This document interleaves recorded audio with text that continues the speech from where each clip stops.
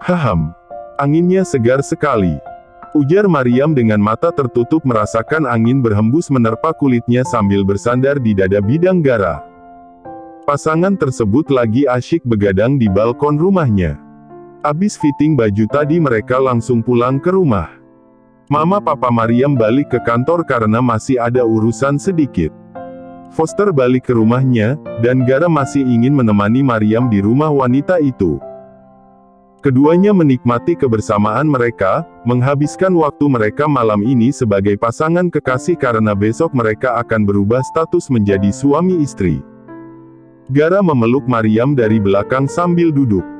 Sesekali ia mengecup pangkal leher Maryam. Kap, kap. Harum, gumam Gara. Berbeda dengan Maryam yang asyik menghirup udara segar, Gara malah sibuk menghirup aroma tubuh wanita itu. Rasanya sangat candu. Tangan Gara sebenarnya sudah sangat gatal ingin menyentuh Maryam lagi, melakukan percintaan panas dan berbaring sambil memeluk tubuh Maryam di dalam selimut. Namun Gara berusaha keras menahannya. Ia akan menunggu sampai besok, sampai Maryam menjadi istrinya yang sah. Gara juga tidak mau membuat Maryam kelelahan malam ini. Maryam pasti akan kewalahan. Jadi biar besok saja sekalian. Kamu udah selesai kerja? Tanya Maryam. Tangannya mengusap-usap lengan Gara. Ada Ran yang mengambil tugasku sementara. Dia tangan kananku yang paling aku percaya.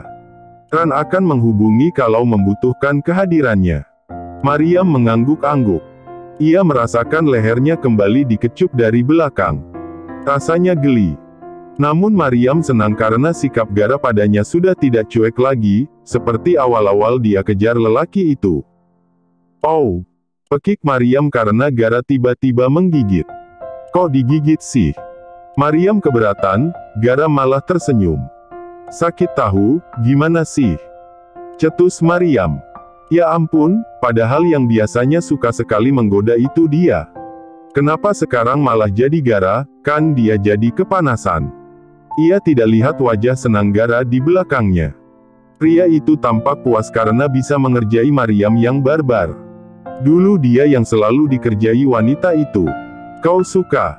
Gara terus menggoda. Maryam tidak menjawab, namun gerakan tubuh dan ekspresi wajahnya menjawab semua. Maryam menunggu tangan nakal Gara menyentuhnya. Sayang sekali ia harus kecewa karena Gara tidak mulai-mulai sama sekali. Sepertinya aku harus pulang, katanya kemudian. Alis Maryam terangkat. Pulang? Nggak tidur di sini. Ada rasa kecewa di hatinya. Padahal ia sudah menunggu Gara akan menyentuhnya. Ternyata lelaki itu hanya menggoda dan sekarang malah bilang mau pulang. Jelaslah dia kesal. Gara sedikit menunduk sembari mengelus-elus lembut pipi Maryam dengan ibu jarinya. Besok kita menikah. Kalau aku tidur di sini, aku tidak bisa menjamin kau bisa bangun dan menghadiri pesta pernikahan kita.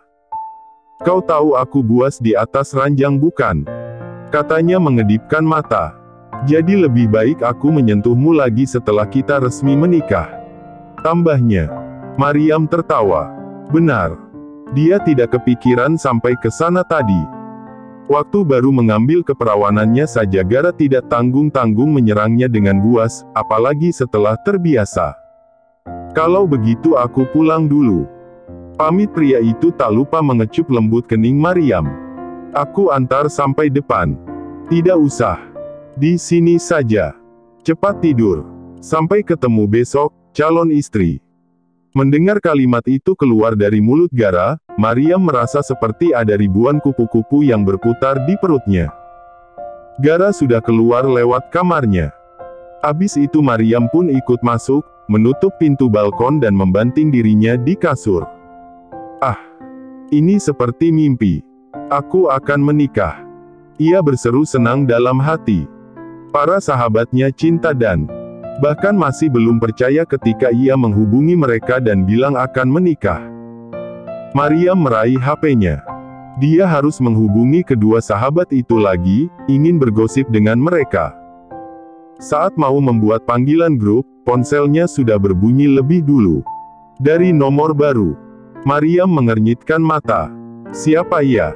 Beberapa saat kemudian ia menggeser warna hijau di layar sentuh. Halo, apa aku mengganggumu? Itu suara laki-laki. Suara rendah yang terdengar begitu maskulin. Laki banget pokoknya. Maaf, ini siapa ya? Mungkin Anda salah sambung. Maryam hendak mematikan sambungan, namun ketika laki-laki itu berbicara lagi, ia tidak jadi melakukan niatnya. Ini aku Maryam. Kening Maryam berkerut. Ia mulai ingat suara itu. Meski ragu ia bertanya. Langit. Lalu terdengar tawa kecil di seberang sana. 100 untukmu. Maryam heran kenapa langit menelponnya. Dari mana ia dapat nomornya juga? Kenapa menelpon? Karena aku mendengar kau akan menikah. Entah dari mana langit mendengarnya, mungkin dari tim. Oh, berita aku akan menikah sudah tersebar rupanya. Bahkan aktor besar sepertimu sampai tahu. Jadi kamu menelpon untuk memberi ucapan selamat padaku. Hening. Maryam menunggu langit bicara. Langit, kamu dengar aku kan? Selamat atas pernikahanmu. Ucap sang aktor dari seberang. Namun entah kenapa Maryam merasa pria itu tidak bahagia. Suaranya tak bersemangat. Kau ada masalah? Ia ingat beberapa waktu lalu langit bicara kasar dengan seseorang di telepon. Mungkin masalah langit dengan orang itu belum selesai.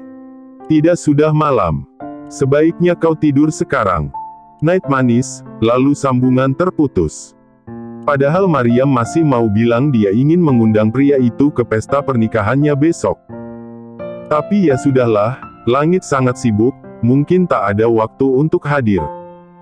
Semakin Maryam berpikir, semakin ia merasakan ada yang aneh dengan seorang langit. Setelah itu ia mengangkat bahu acuh tak acuh dan berbaring menutupi tubuhnya dengan selimut tebal. Lebih baik tidur saja. Hari yang ditunggu-tunggu akhirnya tiba. Pernikahan Gara dan Maryam luar biasa mewah dan sangat indah. Foster merancangnya pernikahan sang adik dan sahabat lamanya begitu megah, bahkan melebihi pernikahannya dulu. Semua yang terlibat mulai dari EO, fotografer, tim dekorasi dan lain-lain dipilih dari studio terbaik. Yang sudah punya nama tentu saja. Dan gedung mewah tersebut dalam sekejap berubah menjadi gedung pernikahan yang amat sangat megah. Membuat semua tamu undangan yang mulai berdatangan terpanah. Yang diundang hanyalah kerabat-kerabat dekat mereka dan undangan dari kedua mempelai juga. Gara mengundang beberapa rekan kerjanya dari Departemen Kepolisian, begitupun Maryam. Undangan Maryam hanya sedikit, bisa dihitung dengan jari. Tentu saja yang dia undang adalah orang-orang yang sangat dekat dengannya. Sahabat-sahabatnya. Gara juga memberi undangan kepada keluarganya. Sekalipun hubungannya dengan mereka sudah lama tidak terjalin dengan baik, tetap saja bagi Gara mereka adalah keluarganya. Terutama papanya. Ia mengirim undangan ke pria itu. Mau datang atau tidak terserah, meski dalam hati kecilnya ia masih berharap papanya akan hadir. Semua rekan kerja Gara awalnya tidak percaya kalau pria itu akan segera menikah. Karena tiba-tiba sekali. Mereka pun menggakui kegigihan Maryam mengejar laki-laki kaku seperti Gara. Hanya dalam selang waktu beberapa bulan Maryam bukan hanya berhasil memacari Gara, ia juga berhasil mengikat pria itu dalam ikutan suci pernikahan. Wow! Tidur di hotel ini semalam saja aku perlu pikir-pikir berkali-kali karena harganya sangat mahal. Apalagi menyewa gedung pernikahan. Gajiku ditabung 10 tahun pun mungkin belum cukup. Salah satu rekan kerja Gara berucap pelan dengan tatapan kagum memandangi sekeliling. Jarang sekali ia menghadiri undangan pernikahan dari orang kelas atas saja. Jadi ia bangga. Betul, Maryam dan Gara memang bukan orang sembarangan. Aku iri berat, astaga. Gara kerja di kantor kita saja sudah sangat beruntung. Maryam cocok sekali dengannya. Latar belakang mereka sama. Lani berusaha menahan emosinya mendengar bisik-bisik para rekan kerja perempuan. Mereka semua duduk semeja. Tempat mereka memang sudah diatur. Awalnya Lani tidak berniat datang, tapi ia tidak mau rekan-rekan kerjanya bergosip dirinya tidak datang karena patah hati ditinggal kawin oleh Gara. Tidak boleh. Makanya hari ini ia berusaha hadir walaupun berat rasanya. Kebanyakan tamu yang hadir berasal dari orang-orang kelas atas. Keluarga Maryam sudah duduk di paling depan. Sementara keluarga Gara yang terlihat hadir baru Mama Tiri dan adik tirinya Zero, adik dari almarhum mamanya dan kedua adik dari papanya. Mereka duduk di bagian depan samping kiri. Latar belakang calon istrinya ternyata tidak main-main. Avalon pasti kaget kalau tahu.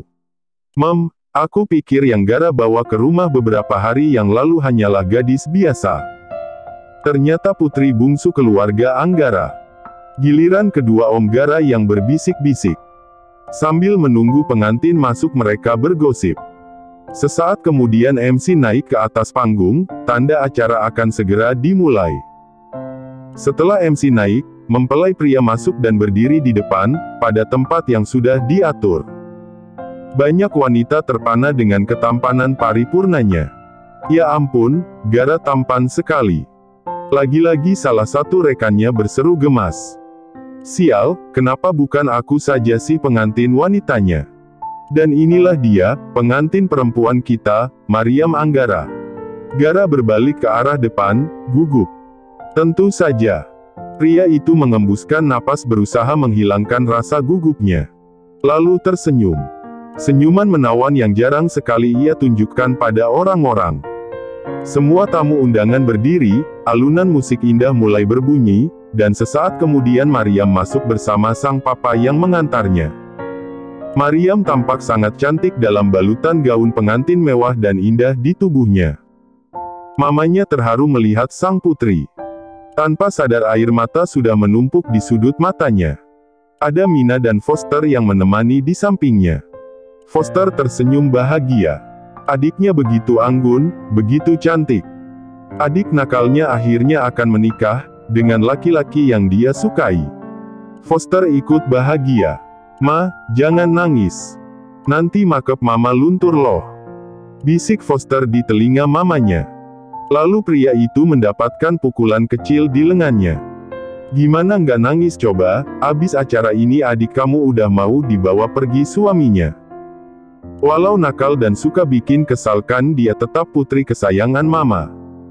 "Lihat, betapa cantiknya dia hari ini.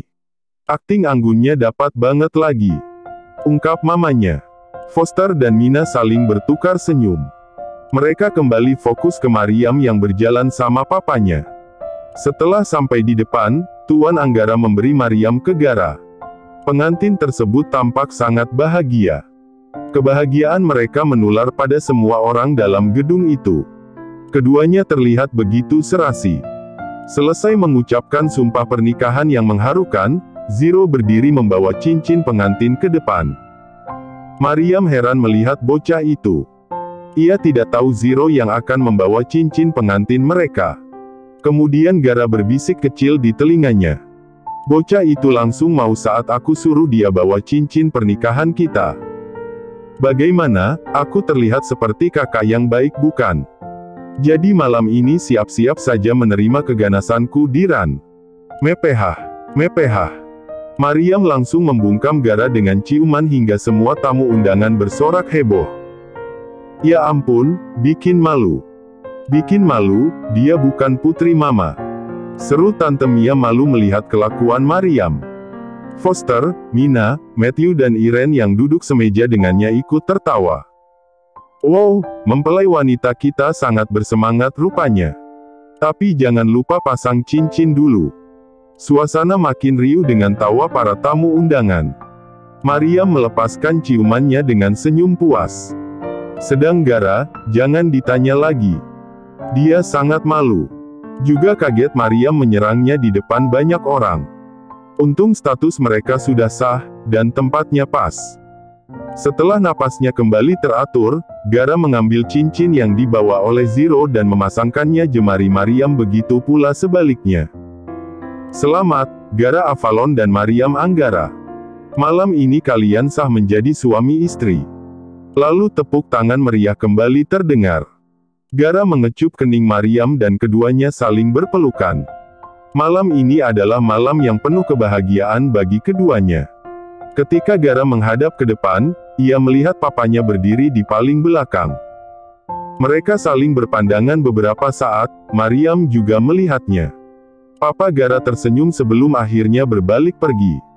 Walau hanya sebentar, Gara bisa bernapas lega karena papanya datang. Senyuman tersebut menunjukkan bahwa lelaki paruh baya itu tidak keberatan lagi dengan pernikahannya bersama Maryam. Gara bernapas lega. Seperti ada beban dalam dirinya yang terangkat. Walau ia tidak tahu apa yang akan mereka hadapi di masa depan, namun yang pasti, malam ini adalah malam yang sangat bahagia.